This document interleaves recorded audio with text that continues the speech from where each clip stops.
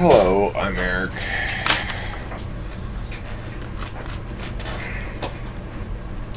Got a couple little things I want to talk about tonight.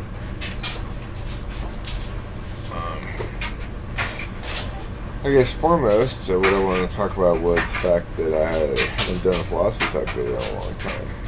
I've been working on talking with famous people,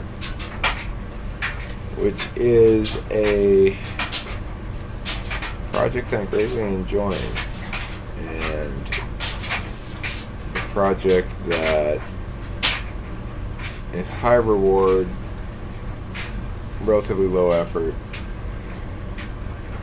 fun. It doesn't have any professional version of it, you know. I mean, I guess there is professional interview shows, but not where a guy just interviews a bunch of random Facebook friends, right? So, you know, for me,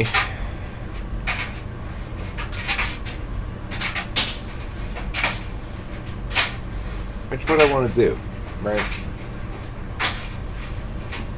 I want to make little things that at least one other person is going to find interesting. And if I make a talking with famous people, at least the other person is going to be interested in that. And I get to put to use my fairly substantial set of audio editing skills. I'd say at this point I'm pretty good with the editing of talking.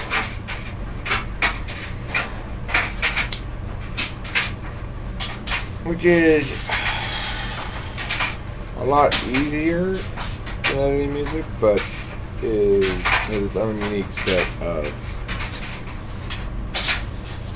challenges. Well, I guess maybe it's not exactly easier. You know, I gotta go and cut out all the ums and stuff like that. That takes quite a bit of time. But when you're done, it's such a nice, smooth, rolling piece of media. It's pleasing to listen to. It makes you feel like you've done something of value.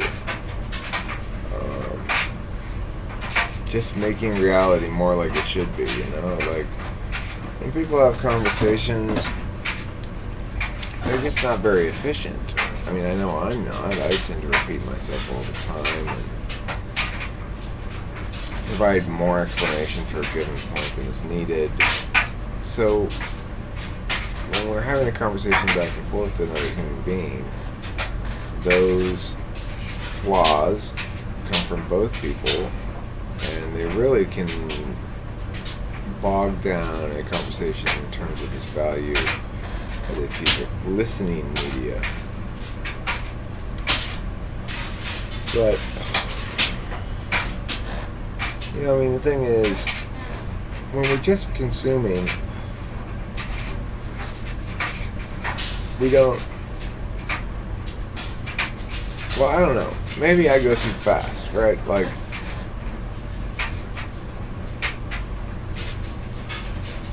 Matt and I were having some fairly highfalutin conversations, and it struck me, you know, because Matt's a super smart guy, but it struck me that that's what happens when you don't live in an adversarial world where people are not constantly challenging you on your ideas and stuff. For example, when Matt said about, and I wasn't playing debatey guy at all. I was, you know, I mean, I'm just having a fun conversation with my friend, right? I'm not trying to bust his chops or debate with my friend, but and he was like, oh well, sometimes it's more important just to recognize that you have a feeling or an opinion rather than explaining why you have a feeling. And so, you know, I asked it seemed to be the logical question, which is, well, so do you have trouble recognizing when you have emotions? And he answered it sort of like, not the same as everybody else, probably, blah, blah, blah. But what I'm getting at here is then he was somehow surprised by the obvious next question, which is, well, if recognition of your feelings is not a particular challenge to you, then why would it be more important than the understanding of your feelings, so to speak, which is to say, the justification for us of it?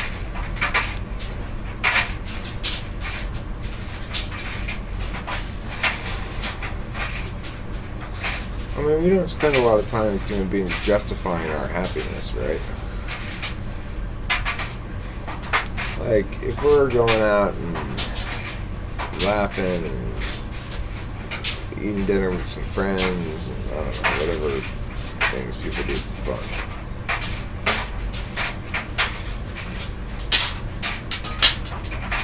We're not too interested in providing much of analysis as to why that was fun. Although, certainly, probably almost all of us have done that at some point. And probably more when we're younger and less when we get older. But, you know, we've done that thing where we say,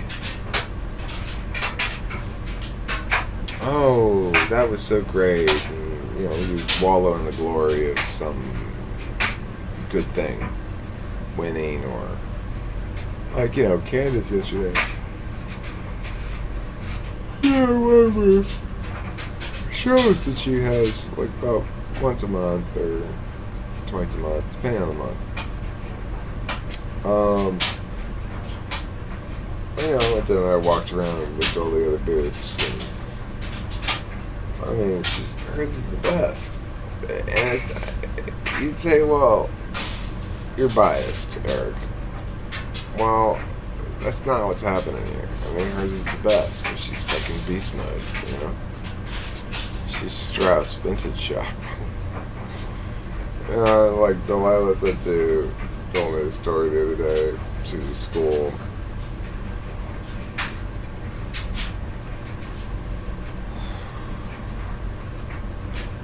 She did something really annoying to me. Makes me want to be like, boo. She told someone like, oh, you know, yeah, I'm average, maybe above average in terms of my looks. That's sort of like a false modesty again. I don't know what the context was when she said it, but the person she was talking to her said, average? You're Delilah fucking Strauss. You know, like, you're the hottest chick in school. Well, I don't know how the hell that happened. I certainly wasn't attractive at all. Still am not. I think I'm more attractive now. This big beard helps. I'm a very pointy. Very kind of a weak chin and big nose. I was very skinny. You know, girls don't want anything to do with me, I can tell you that. And then my daughter's just like, you know, smoking hot gorgeous. How did that happen? I have no idea. I was kind of hoping she'd be attractive, but I didn't think she'd be Delilah fucking Strauss, you know? But it's cool. It's cool to win. You know, even if, like, that's not even win anything. It's not like she did anything to be hot. You know, she said pray for boobs when she was little. Yeah, this is what she did. She prayed for boobs back when she was an active prayer. And, God, hear your prayers. Okay for boobs. What are you gonna do? I don't know. I feel much more of like an affinity of sorts with hot chicks now. You should just find them scary and or like just, I don't know what to even say to you people. You know. Sometimes you see these like super hot chicks out in the world. And like, you never know what to do with the nice ones, right? That's how I used to feel about it. Like,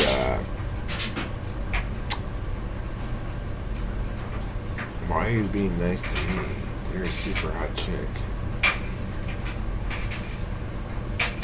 But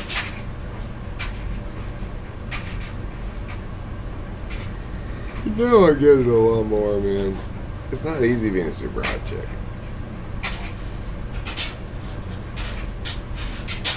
And, you know, obviously you get a lot of attention of a very specific sort that is probably unwanted 95% of the time.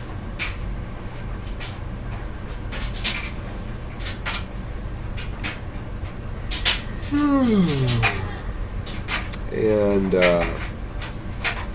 you don't necessarily think, even though you don't necessarily feel attractive, as I've come to understand with Delilah. She had a lot of insecurities. She's getting over them.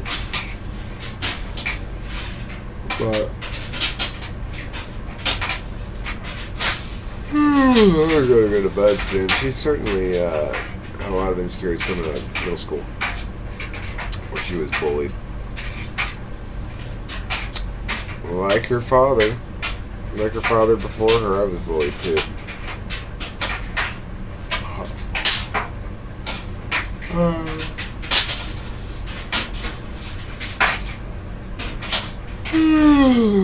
I certainly don't get bullied anymore.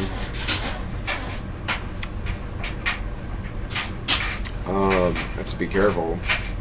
Some people would accuse me of being a bit of a bully sometimes. I'd like to think I'm not. But, you know, when you're really direct, as I tend to be. I mean, it's like, look, if I'm butting heads with you, you're probably doing something wrong. Right? I mean, I'm an easygoing guy. I don't start beefs. We only use the word beef to mean fightness. Then, you know, I don't go to steakhouses. I don't even go to burger stands. But when somebody brings me some beef, they regret it.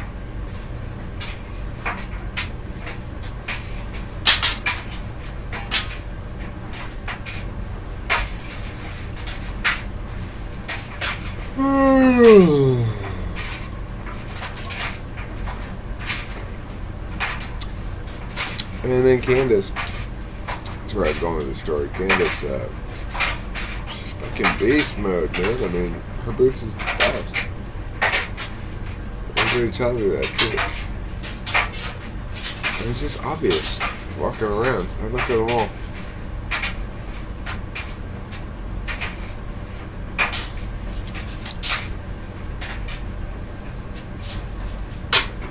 I mean, life's a competitive enterprise in general, but I seem to have gotten so lucky. I wonder why.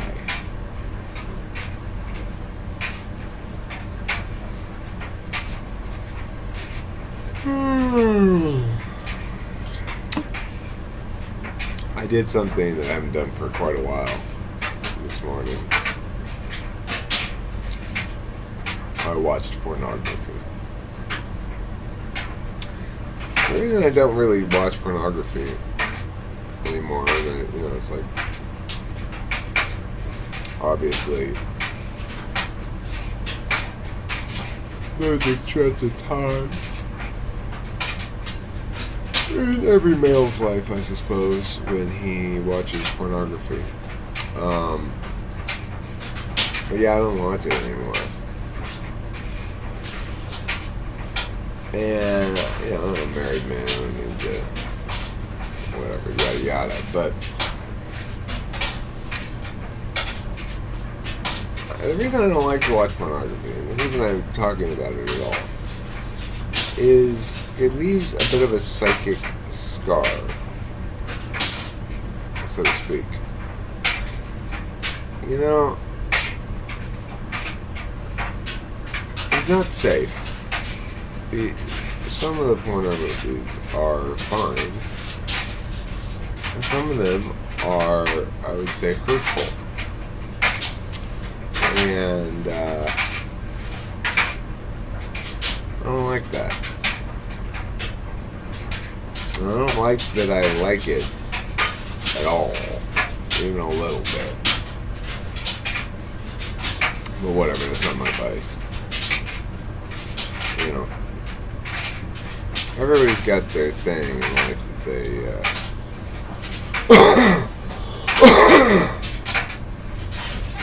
push too far or over prioritize. That's certainly my thing. I gotta play out of this over prioritize. One of the things I wanted to talk about was pornography. I don't know about it. I don't think I like it at all. And I mean, sometimes, you know, in the throes of the moment, obviously, you like it fine. But like I said, it's a dirty drug. I'd rather watch TV.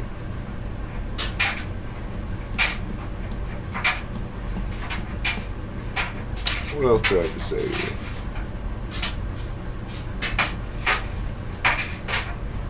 Well, I caught a possum tonight in the garage. I had another psychic wound because I was trying to catch it and I think I kind of like squished it with the bucket I was using to catch it a little bit. Like, I kind of had it pinned against the wall. It was a small possum. It wasn't like a baby, you know. Without the tail, it was probably, you know, about yay big. And the tail, yeah. Anyway, it seemed fine. I got it in the bucket. I walked down the alley and put it down there by the storm drain.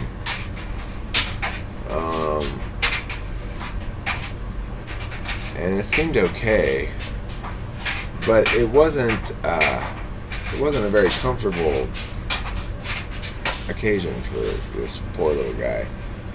I mean, he's been in the garage for a couple of days, so I had to get his ass out of here.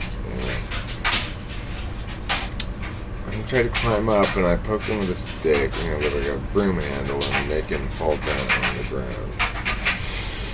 And he made quite a thud. It wasn't that far. It was okay. And I kind of half squished him with the bucket. But I don't know. He seemed fine when I let him out. He was walking okay and everything. He wasn't like whimpering or anything. He was fine, I think.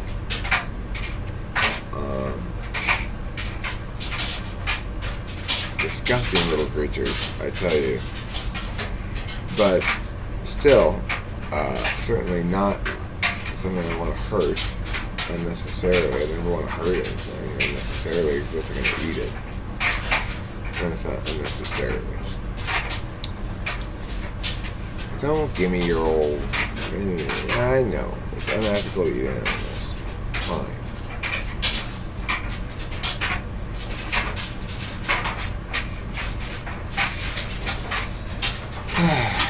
Well, I got this piece of work done that's been hanging over my head just right up to Jane.